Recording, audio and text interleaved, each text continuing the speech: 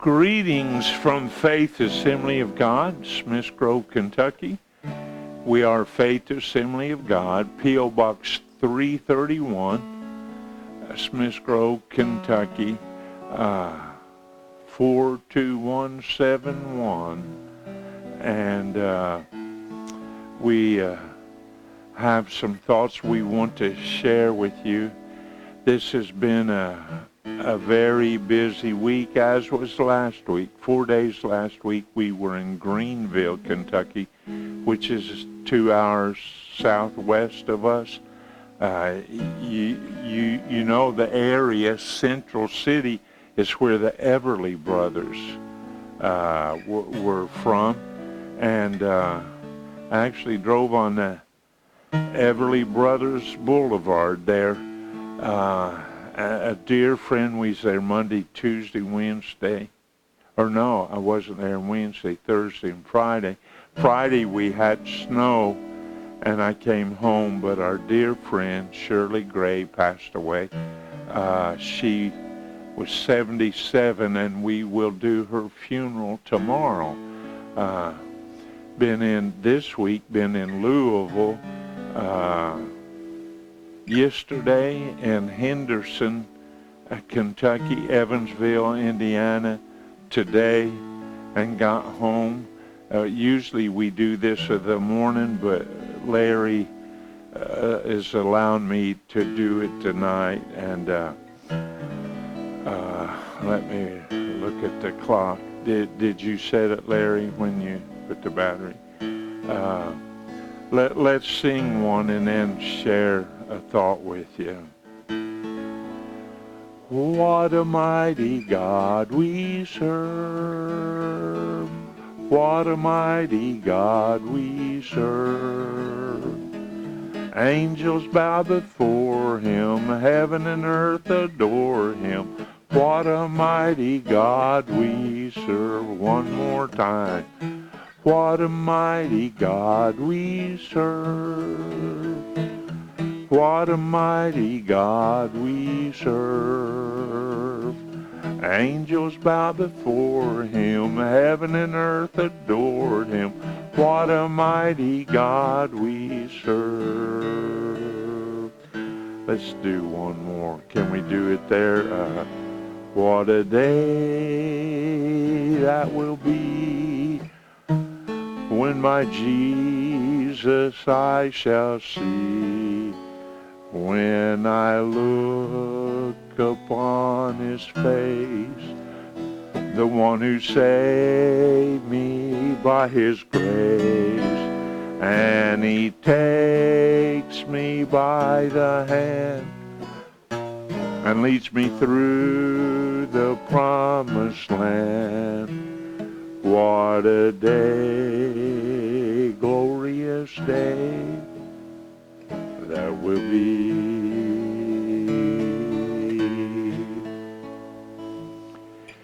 Again, greetings from Faith Assembly of God, Smith Grove. I picked up this guitar to play tonight, and I thought the case looked different, and I couldn't figure out where the guitar came from. And after tuning it and stuff, a man Linda works with sent that home to put new strings on it. But it really buffaloed me for a while. We want to talk about irritations. What irritates you? What angers you, controls you? We had in Bowling Green a couple years ago, cars sort of, I don't think they hit, but it sort of pushed another car off the road, and they got angry and they pulled over on the side of the road, and they both pulled out their guns, and just over nothing, road rage. And when the smoke cleared, one of the men was dead. And the reason, they both had guns. Maybe at least one was a deputy, and he had a bullet in the chamber. You had to go like this. The other guy did not have a bullet in the chamber. So he had to go like this. And while he was doing that, what's that called, a semi-automatic, Larry? While the other guy was doing this, the other guy was faster on the draw, shot and killed a man over nothing. Irritation. I was in Kroger's and watched a lady reach across the aisle and grab the lady and jerk her over and shook the tar out of her. She felt like they'd rang something up wrong. Aggravation. When I was teaching school, there was a little girl, I started to say the last name I won't. Her name was Melissa, Knoxville, Tennessee. Melissa wet the bed. And I remember the story very well. Stepdad, maybe a boyfriend, and it was so sad. Melissa wet the bed, and her stepdad made her, their house where they lived, you could go through the kitchen front room, a bedroom, and come back in the kitchen. And they made the little girl, 8, 9 years old, walk around and around and around and around because she wet the bed. And so when she get tired and stop and cry and say she couldn't run anymore,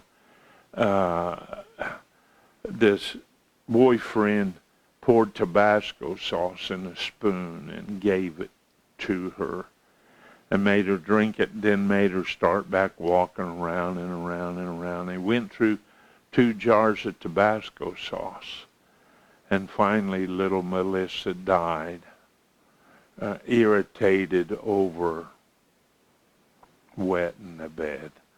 It wasn't even his girl. If there's anything that frustrates me, it's flies. I hate flies. Every now and then, in warm weather, I'll be laying in bed and sleeping, and I'll just be enjoying sleeping, and all of a sudden, bzzz, and it flies around my ears and my nose, and I get the fly swatter, and it's just so irritating. Wow. I tell the story, I've told it a million times. I was in St. Louis watching the news one night, and a young man had shot double-barrel shotgun and killed his wife.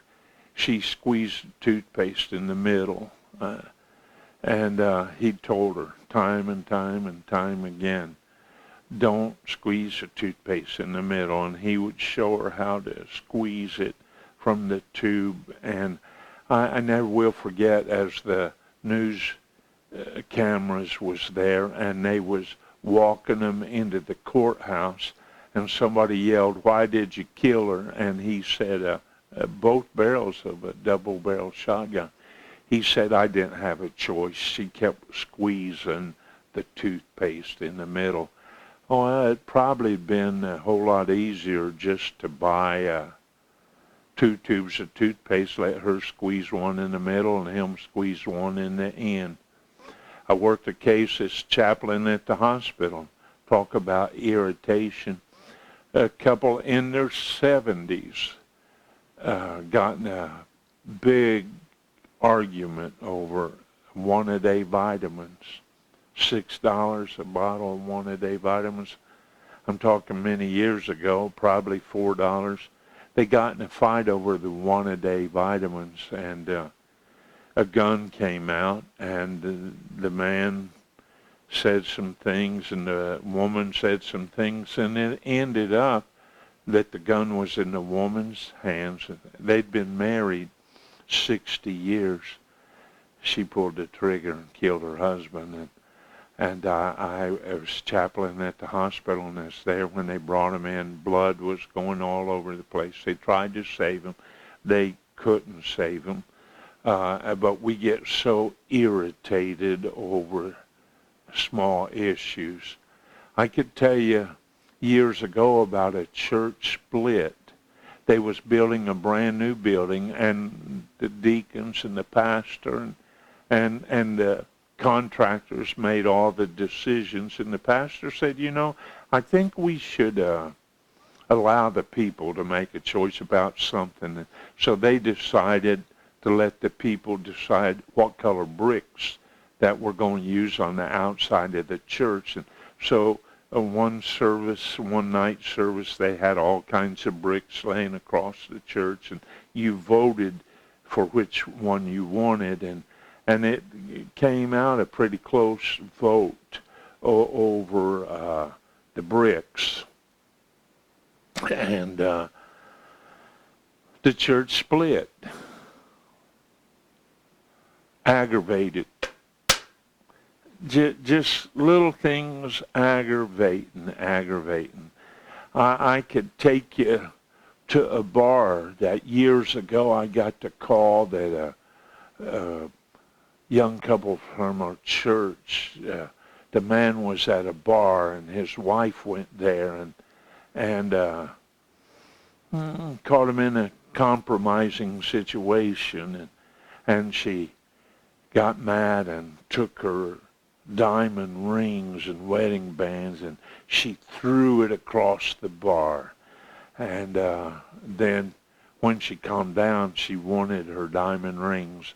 Talk about aggravation. She wanted this, probably $2,000, $3,000 worth of rings there. I went through the bar and passed out my cards, and I offered a reward if they found the rings. Probably 3 weeks later, I got a call, and the guy said, "Are you the preacher that went through the bar passing out your cards looking for a diamond ring?" And I said, "Yes, sir, I am." And he said, "I found them." She was aggravated at her husband, and just aggravated at her husband, and she threw the rings and calms down and says, "Well, this is silly."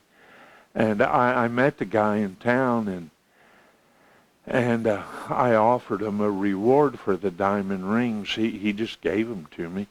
And he said, "Who's paying for the reward, you or the lady or her husband?" And I said, "Well, it'll be coming out of my pocket."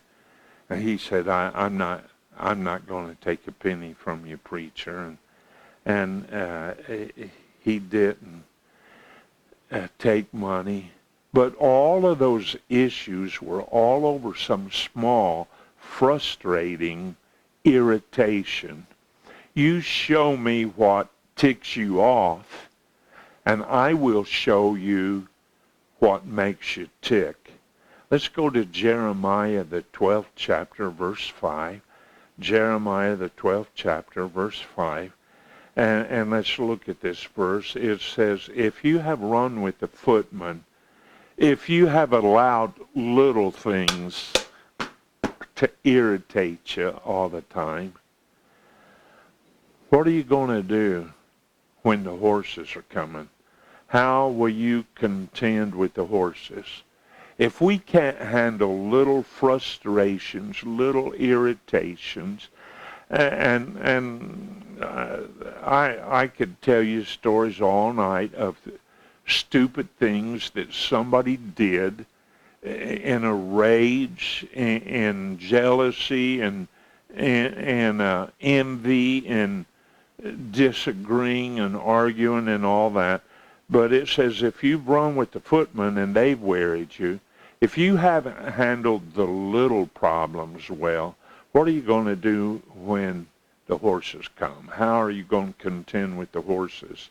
"And if in a land of peace, wherein thou trust, and they've wearied you," again, if the little irritations of life get you down, then what are you going to do in the swelling of the Jordan? Talking about several times a year the Jordan River floods. We've been to the head of the Jordan River.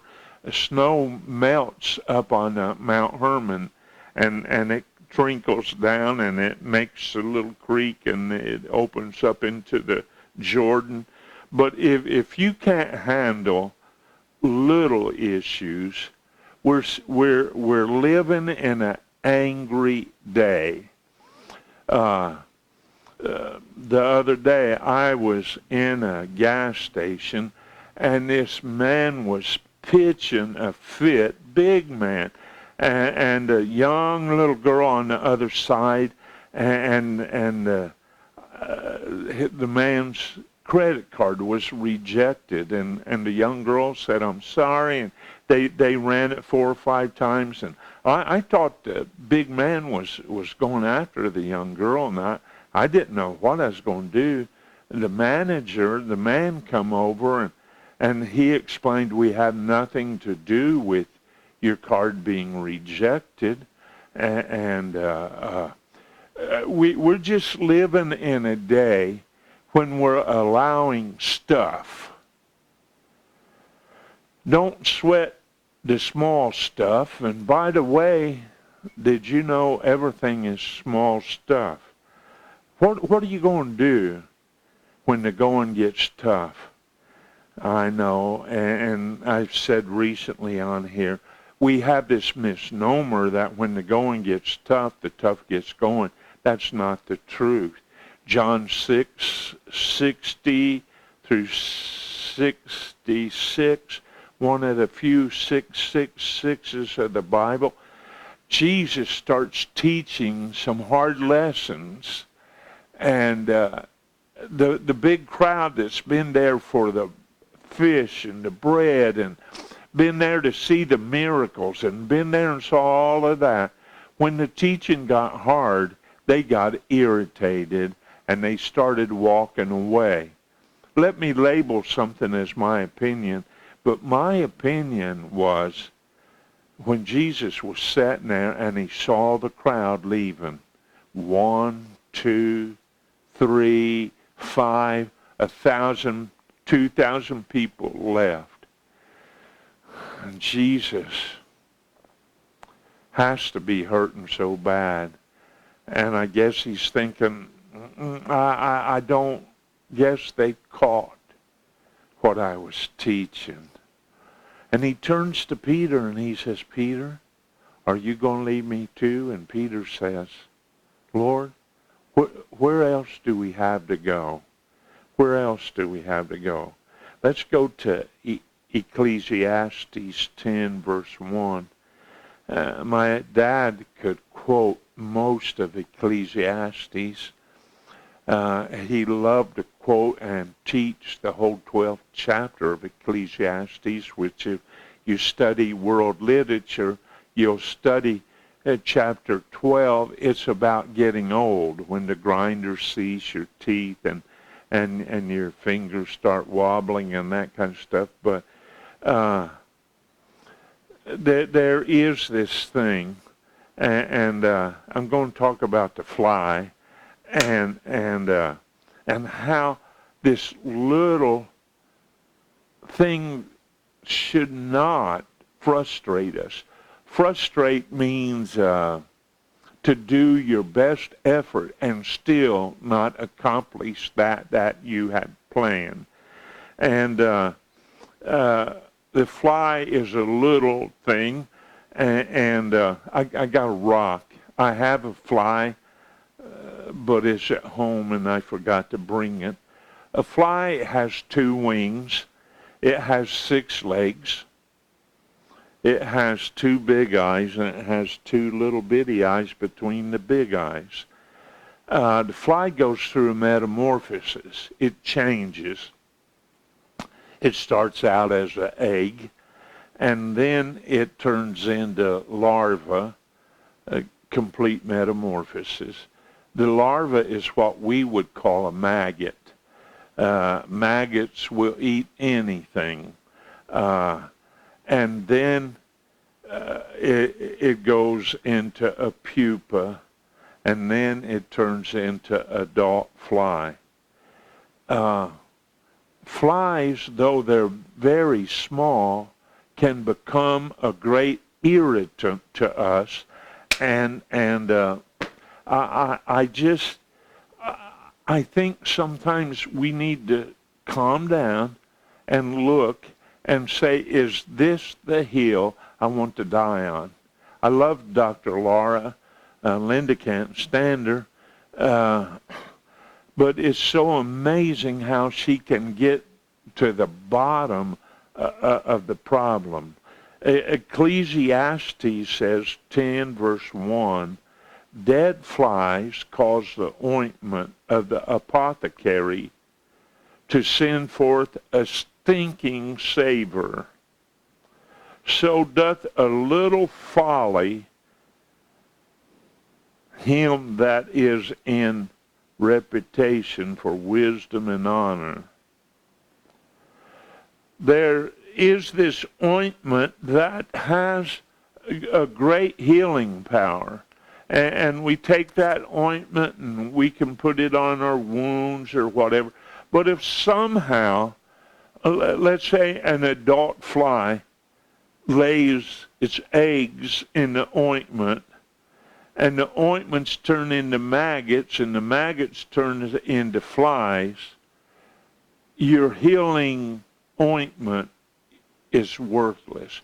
As a matter of fact, you're going to make the infection worse. In studying apples, I love to study seeds and apples, and the majority of worms in an apple are not worms that crawl into an apple. The majority of worms in an apple is the blossom, and mama fly lays the egg in the blossom. So it's not the worm that's outside that eats its way inside. It's the worm that's inside and works its way outside. That's what's getting us. We have these heartworms. The problem of the heart's the heart of the problem. Non-issues irritate us. Irritate, to be aggravated. There's that game Aggravation. I hate it.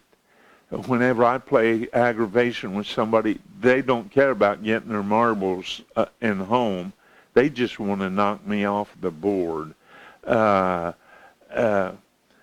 Aggravated, frustrated, causing trouble, difficult, to provoke, impatience. Wow, that's probably where the irritation, we're just not patient people. Have you ever got mad at somebody cooking because it took them so long to get it cooked, and when they brought it to you, it's hot, and you said, can't you cook it a little bit cooler? But this impatience, this anger, because we're displeased, we're annoyed, we're bothered, something's bugging us, the fly swatter. We just think, listen, life's full of irritations. It's very full of irritations. And as far as I know, there's no way to get around the irritations. I watch these television preachers, and if you'll send in $1,000, you're not going to be aggravated by the flies. I don't know that we can say that that's very scriptural. Life is what you make out of it. Marriage is what you make out of it. Your family is what you make out of it. You can make a bad day or you can make a good day. I was in Lexington. My dad was getting a pacemaker 3 years ago, and I walked by the gift shop, and there was this little sign, and I wanted it, and the gift shop was closed, and I went by several times, and it was always closed. And finally, one day it was open, and I bought the little sign. It says, today's a good day to have a good day. And since I've seen that, I've said that a million times. It's all about your attitude. What irritates you doesn't have to irritate you. It doesn't have to. Did you have a good day today? Will you have a good day tomorrow? Well, we can take the fly swatter and listen. While flies are a big irritation to me, sometimes swinging the fly swatter just runs the flies off, and little things can spoil our ointment. And what was to bring healing or to bring good will bring nothing but trouble. And we've got to know that life's full of constant little irritations. Church. People want to tell me about they got hurt at church. You ever got hurt at Walmart or in the bar or whatever? Life's full. And I'm in a battle in my life with how I handle aggravation. And can the aggravations that I face cause me to lose my perspective of reality? Let's go to 2 Corinthians 4, verse 16. We're so thankful for how Larry, I have no idea how he does it, but he pulls those verses up and they run by there. But 2 Corinthians 4:16 says this, "For which cause we faint not." I'm not going to let these little irritations, you know, we're so aggravated because we was at Hardee's and it took them forever to get our food ready and all that. We have a friend named Wesley Buck that's in the Ukraine, and he's been trying his best to get people, Christian people, to safety. They're blowing up hospitals. They're killing little kids. Yeah, we got some little things that irritate us, but we are so blessed. We're so blessed. For this cause we faint not. We're not going to let these little irritants and irritations and frustrations. Paul goes on to write, "But though our outward man perishes, yet the inner man is renewed day by day." I can't do a whole lot about irritations. I got lost in Owensboro, Kentucky today. Somehow I took a wrong turn. And I ended up way out in the boonies, and I turned my phone on and my GPS, and I followed it. I went around the same block 3 times. It said go to Martin Street and turn right, and then go over here and turn right, and then go over here and turn right. I came right back to where I started at. Yeah, I was aggravated, but finally I found some people. School was letting out. I found some people, and I pulled up along beside of them at the red light, and I rolled down my window, and they was very hesitant about rolling down their window, but finally they did. And I said, "Listen, I'm looking for downtown Owensboro. I knew where I was at if I could just get there. Frederica Street was what I was looking for." My GPS, most of the time it's very accurate, but it was stupid today. And the lady said, "Well, you go down here, and you go down here, and you go over here." Well, thank you.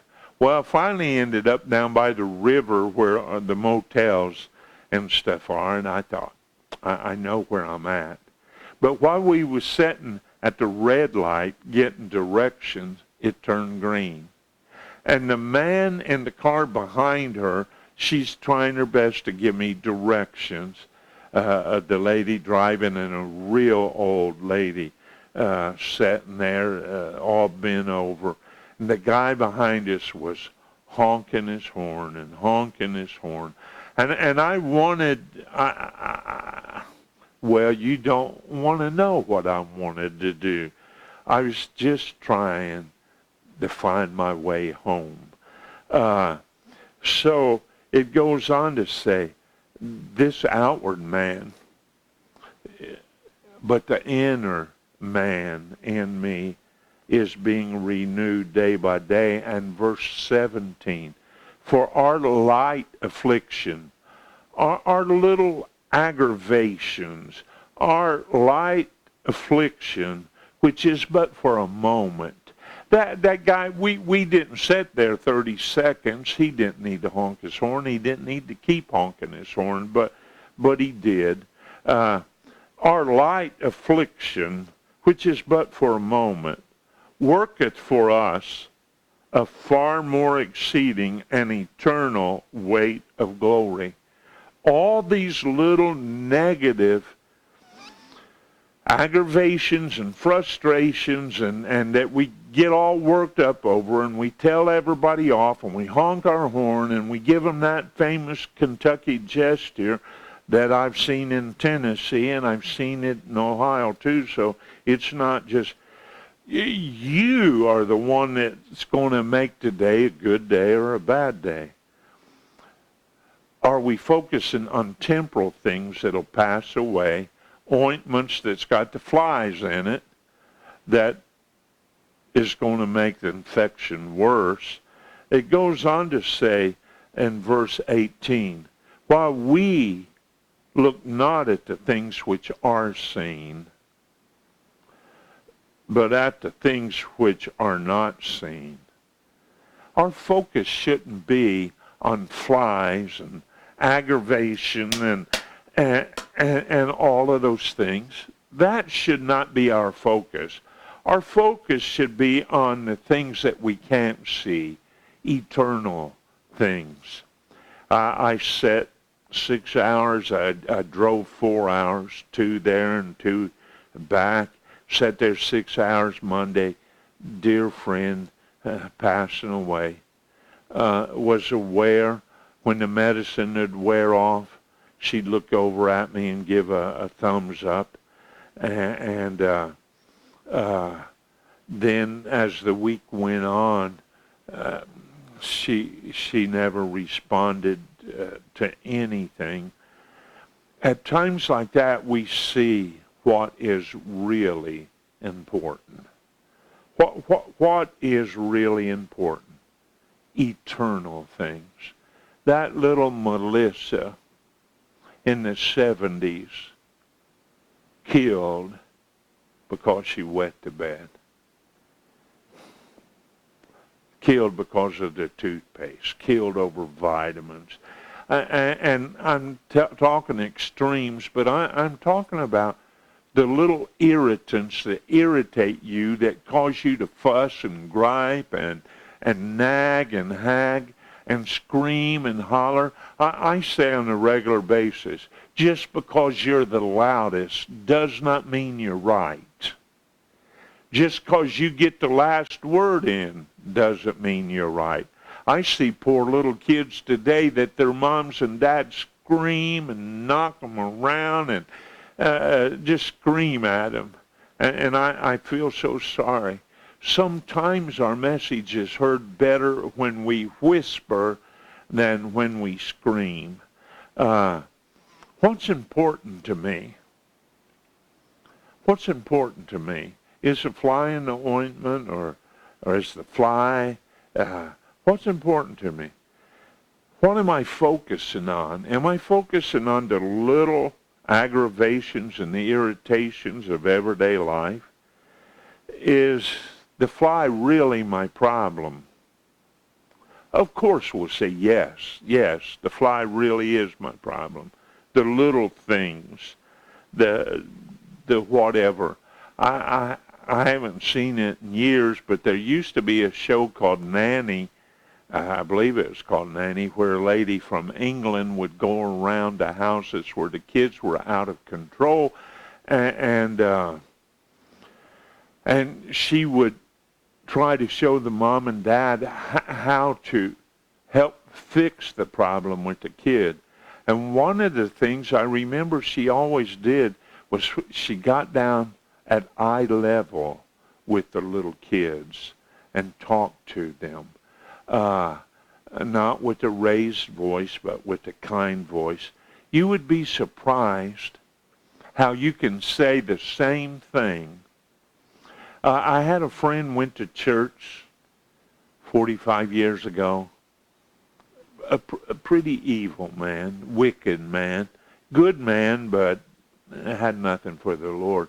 And the preacher preached on hell. And he preached on hell hot and heavy. And the man left church that night. When they got in the car, he told his wife, said, "Honey, I'll never go to church again the rest of my life. I'll never go to church." I'd say 40 years passed. He'd never been to church. He helped me do a lot of things, but he wouldn't step a foot in a church building. I moved away from the area, and another preacher was preaching a revival, and the man said to his wife, said, "You know, I'll go to church with you tonight." So they went to church, anointed, singing and praise and worship, and the evangelist stood up and took for his text. I don't have to tell you, do I? He preached on hell. That night he went to church. He went to the altar, and he got saved. And his wife said, when they got in the car, they had a Cadillac. When they got in the car, big Cadillac, Eldorado. When they got in the car and started home, his wife said, "Honey, I don't understand. Preacher preaches on hell, and you get mad and don't go back for years. When you go back, the preacher preaches on hell, and you go to the altar, and you cry and pray and cry and pray, and you get saved. What's the difference?" And the husband said, "The first preacher preached about hell and anger, spitting, and he was just preaching in anger. He said the second preacher cried the whole sermon. Tears ran down his face, and said, I felt like the first preacher wanted me to go to hell, and I felt like the second preacher would die for me to keep me from going to hell." So what do we do when stuff irritates us? It will make us better or make us bitter. What's important to me? Are the flies, are the little things in the ointment, are the little things in the ointment making it stink? Are they bringing infection to it? The wound's not too bad till you get the infection in there.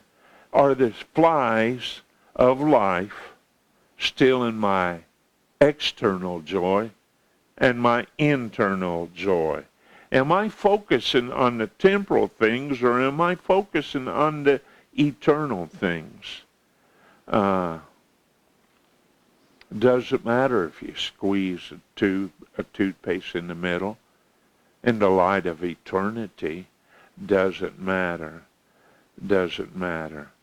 I remember a fight when I was a young man. Sugar Ray Leonard was fighting this Mexican man.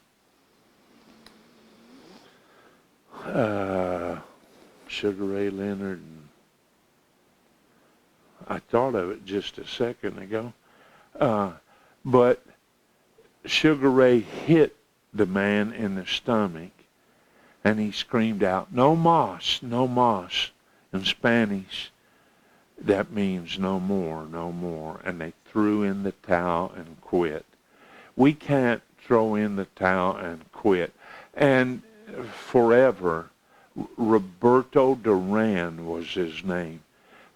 He to this day, look him up, Google Roberto Duran and see if he's not known as a quitter. Sugar Ray Leonard won, and there's a guy named Howard Cosell. You young people don't remember. ABC Sports, always had a big cigar in his mouth. And when the fight was over, they stepped in the ring and they had this big check for $1 million. $1 million. And they gave it to Sugar Ray. And about that time, they pulled the ropes apart to the boxing ring. And Sugar Ray's wife climbed into the ring. And something happened that was amazing to me, that brought a scripture to mind, that we are more than conquerors through Christ. More than conquerors. And until that story, I thought, I understand what a conqueror is. It's a winner. How can you be more than a conqueror? Well, Mrs. Sugar Ray Leonard stepped in and took the check away for $1 million from Sugar Ray. She took it away from him. She was more than a conqueror. She never had a bruise on her face and blood coming out of the mouth. She never had to fight. She was more than a conqueror. Let's go to 2 Corinthians 11, verse 23. Are they ministers of Christ? Paul says, I speak as a fool. I am more, in labors more abundant, in stripes above measures. 39 stripes, 5 times I think that he had. Verse 24. I was in prison more frequent. I was in death.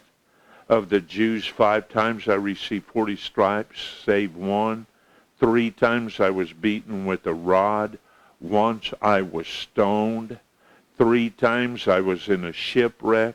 A night and a day have I been in the deep. In journeyings often. In perils of water. In perils of robbers. In perils of my own countrymen.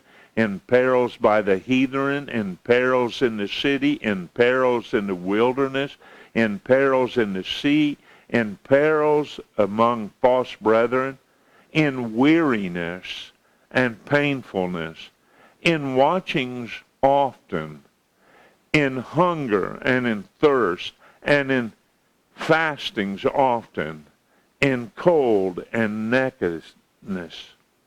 Paul says, you think you're facing irritation. Let me tell you about some irritations. I've been beaten many times. I've been locked up in prison. 3 times I was left for dead. He was stoned. That doesn't mean on drugs. They picked up rocks and threw at him and thought that they killed him. 3 times shipwrecked. He almost drowned. He was robbed by cruel people. He was in trouble within his own self over these irritations. He was in trouble by the heathens and the strangers, the wilderness, the sea. All of these things were irritants to him. He was cold. He was hungry. He was lacking in good clothes. One time, if you'll remember, they was going to kill him, and they let him down through the window. I call that when the preacher is a basket case. History tells us Paul was a heavy-set man. The Bible doesn't say that, so we don't know. But they say he's a heavy man. They put him in a basket and let him down over the wall. How do you think you would feel after you finished a powerful sermon to hear the people knocking on the door saying, give him to us, we're going to kill him? And he was a basket case. And I want to tell you, through all the basket case situations, Paul realize that these are just minor irritations. Paul saw the light. You remember the story on the road. He saw the light. He heard God talk to him, and the preacher comes and talks to him, and he says to him, look what Acts 9 verse 15 says. Paul, you're blind right now, and God's going to open your eyes. But I want you to know the flies that you face are light afflictions for right now. But I'm going to be with you, Paul. Acts 9 verse 15.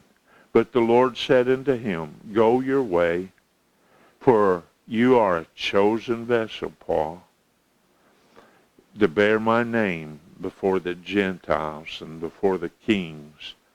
All these irritations were opportunities for Paul, number one, to humble himself. You know about the thorns and those things. But look what James says, or Philippians says in 4 verse 11. Paul's writing, and he says, not that I speak in respect of want, for I have learned. You know the difference in instinct and learning? A baby doesn't take a class on how to suck a bottle.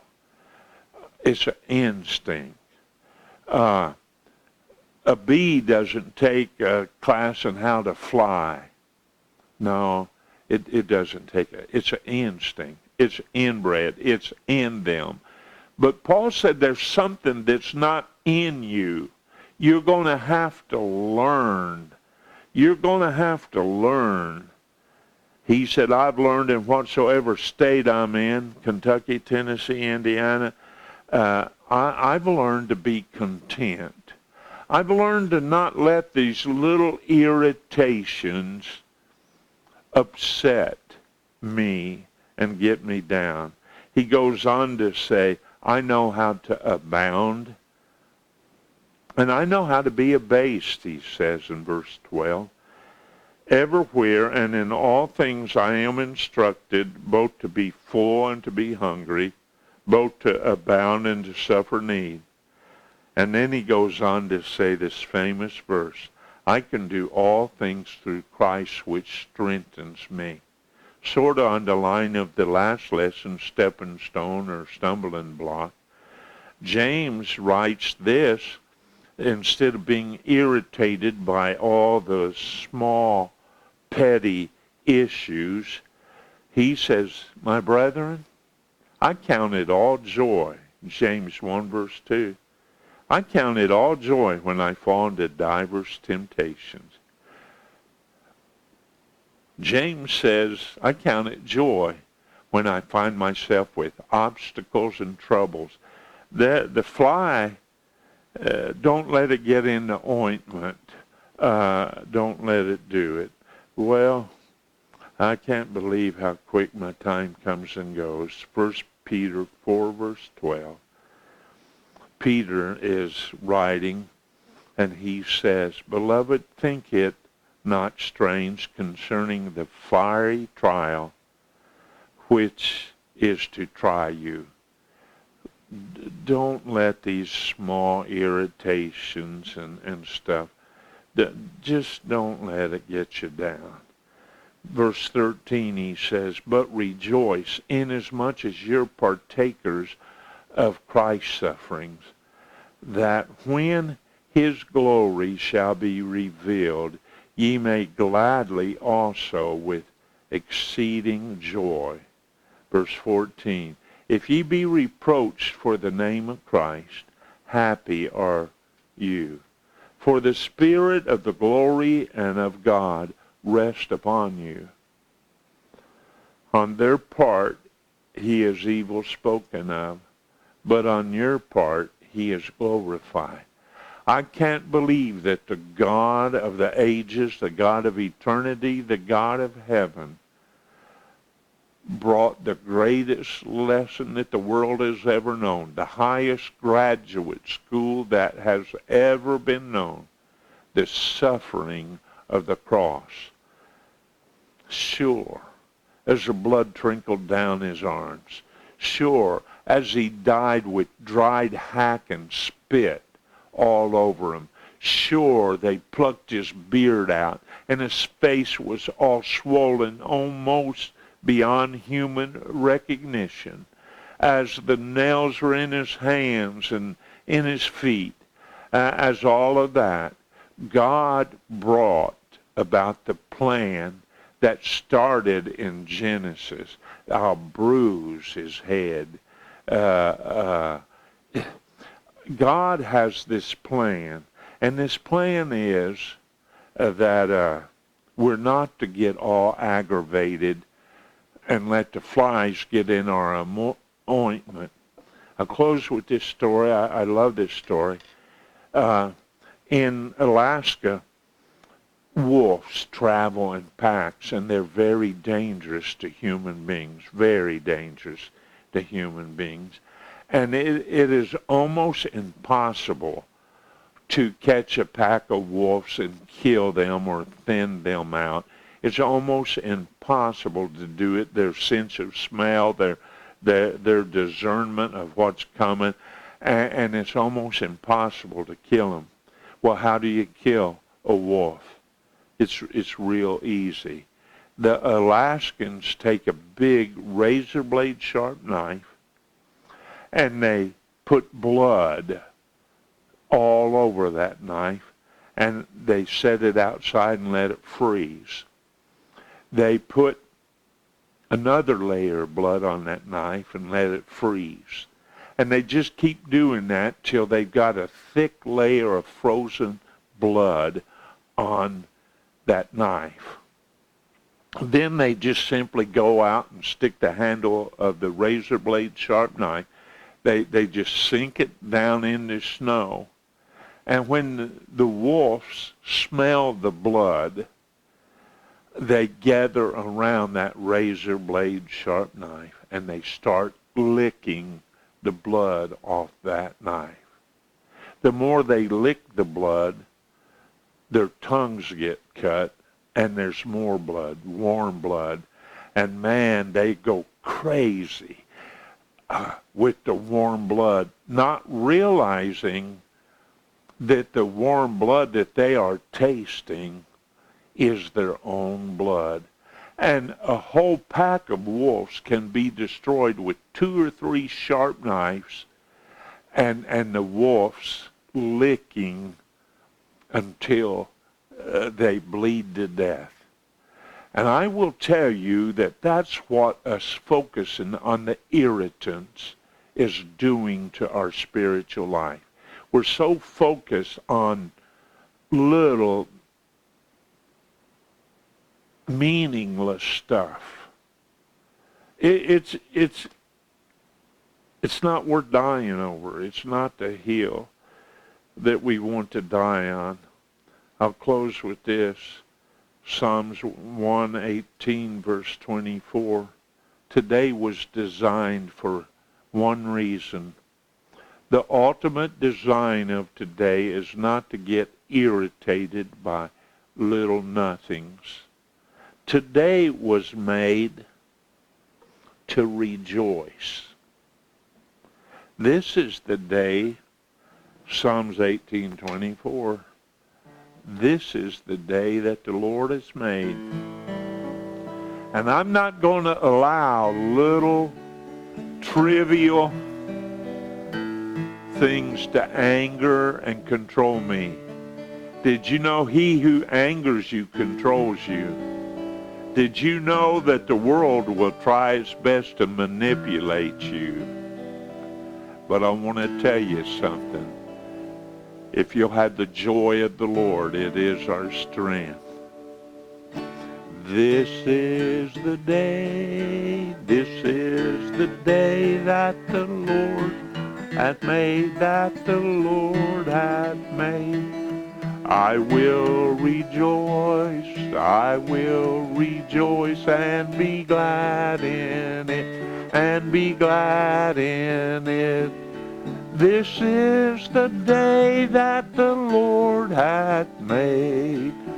I will rejoice and be glad in it. Oh, this is the day that the Lord hath made. The joy of the Lord is my strength. The joy of the Lord is my strength. The joy of the Lord is my strength. The joy of the Lord is my strength. Larry and I ask two things of you. Don't let the flies irritate you. We asked, if you're not a Christian and you don't know Jesus Christ as your Savior, would you please repent of your sins and turn from your evil ways? You can't live like the devil and die like a saint. Would you get in a local body and stay there until the second coming of Jesus Christ? Would you do that? And then we asked if there's any way possible. You probably know some people that's very irritated right now, and they need to watch this lesson. In the name of Jesus Christ, if you could, pass this on. If you can't, that's okay. It's okay. It's okay. Jesus is coming soon. Are you ready? Thank you for watching this.